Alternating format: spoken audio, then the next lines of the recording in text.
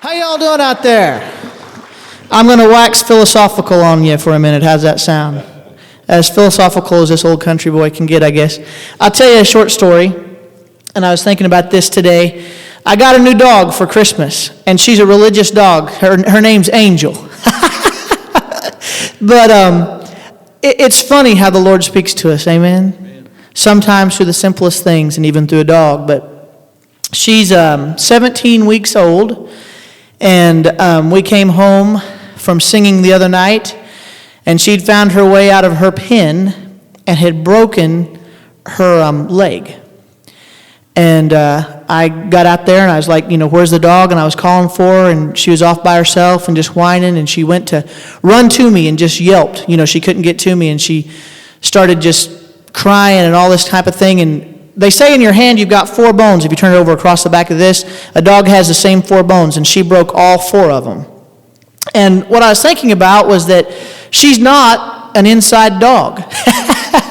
We got her to be an outside dog and to hunt with and those types of things, but because she's broke her paw now, we have to keep her in the house in a dry place, and so we're potty training and all that type of thing and trying to keep her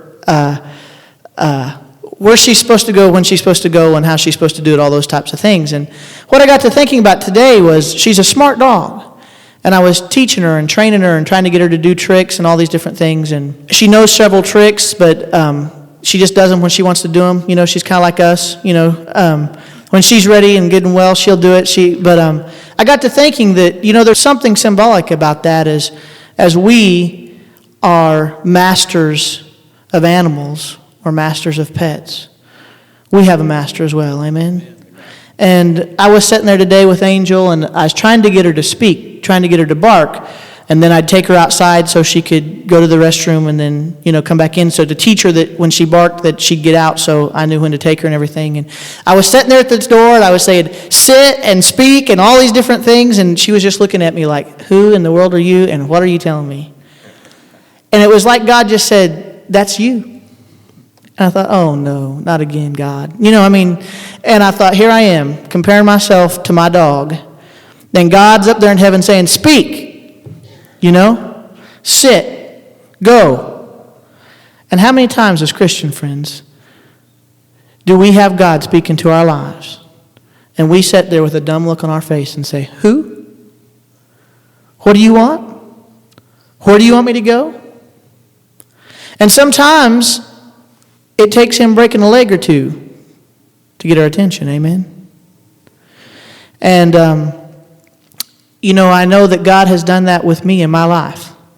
There's been times that he has set me back just to get me to listen. But he says that his sheep know his voice, amen? How true is that?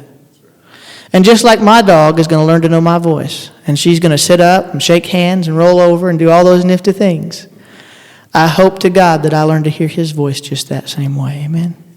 And it doesn't matter those times that he smacks us across the nose and sets us back a step or two, breaks a limb so that we learn to slow down and do it his way.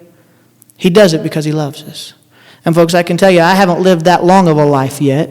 I'm pretty young still yet. But I know that through my journey, that it's been worth it all, amen?